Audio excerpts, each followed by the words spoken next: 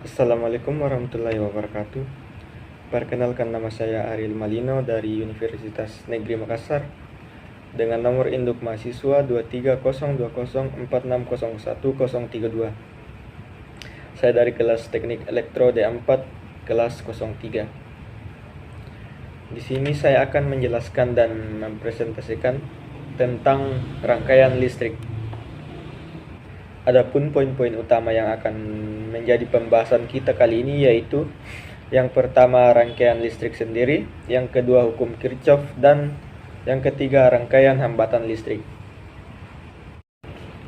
Oke, poin yang pertama yaitu rangkaian listrik. Apa itu rangkaian listrik? Rangkaian listrik merupakan jalur yang dilalui oleh arus listrik yang dapat dibagi menjadi dua bagian.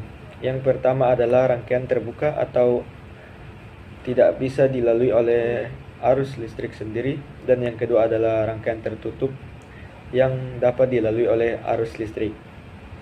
Berikut adalah contoh dari rangkaian terbuka dan rangkaian tertutup, di mana rangkaian terbuka ada sebagian kabel yang menandakan bahwa itu tidak tersambung atau tidak menyambung satu sama lain, makanya arus listrik yang ada di situ tidak mengalir. Dan yang kedua itu karena keseluruhan komponennya itu tersambung, maka arus listrik itu dapat mengalir. Kemudian poin yang kedua yaitu hukum Kirchhoff. Apa itu hukum Kirchhoff? Hukum Kirchhoff satu itu berbunyi jumlah kuat arus yang masuk ke suatu titik cabang sama dengan jumlah kuat arus yang keluar dari suatu titik cabang, yang dapat dituliskan secara matematis dengan rumus berikut. Kemudian poin yang ketiga adalah rangkaian hambatan listrik, di mana terdapat 3 poin lagi, yaitu rangkaian seri, rangkaian paralel, dan rangkaian seri paralel, di mana saya akan menjelaskan satu persatu dari rangkaian-rangkaian ini. Yang pertama, rangkaian seri. Pada gambar di samping dapat kita lihat bahwa rangkaian seri ini terhubung secara berurutan satu sama lain, sehingga arus listrik dapat melewati setiap komponen yang ada di dalam rangkaian tersebut. Adapun kelebihan dan kekurangan dari rangkaian seri itu sendiri yaitu yang pertama, kelebihannya itu sederhana.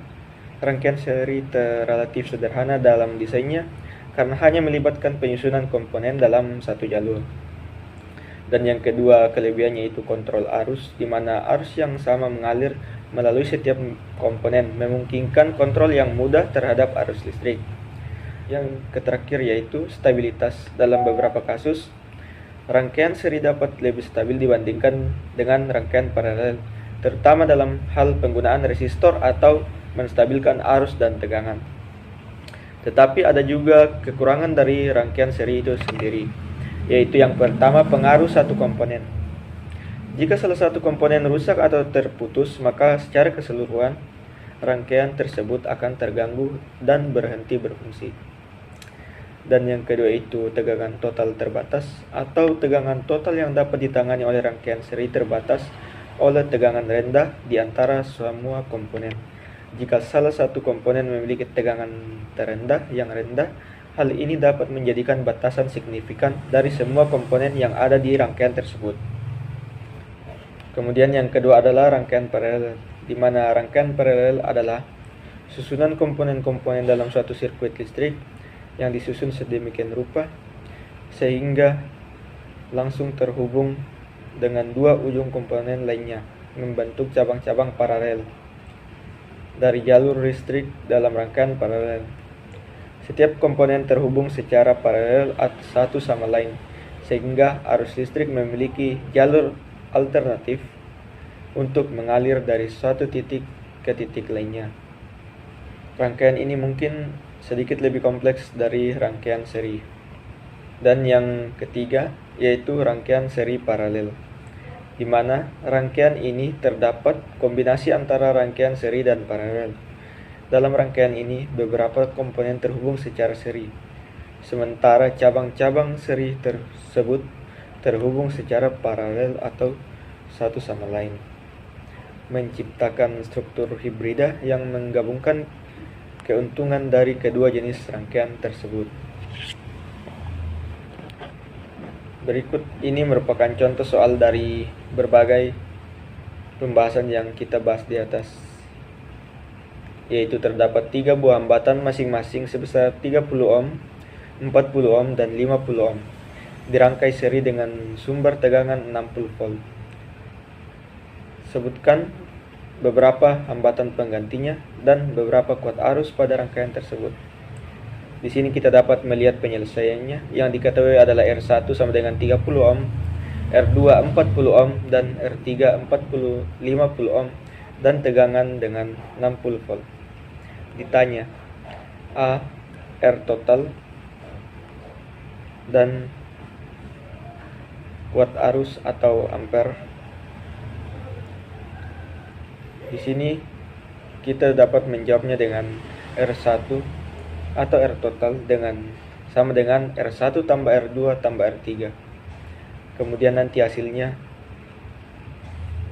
adalah R total itu sendiri atau hambatan penggantinya. Dan yang kedua adalah kuat arusnya, ampere.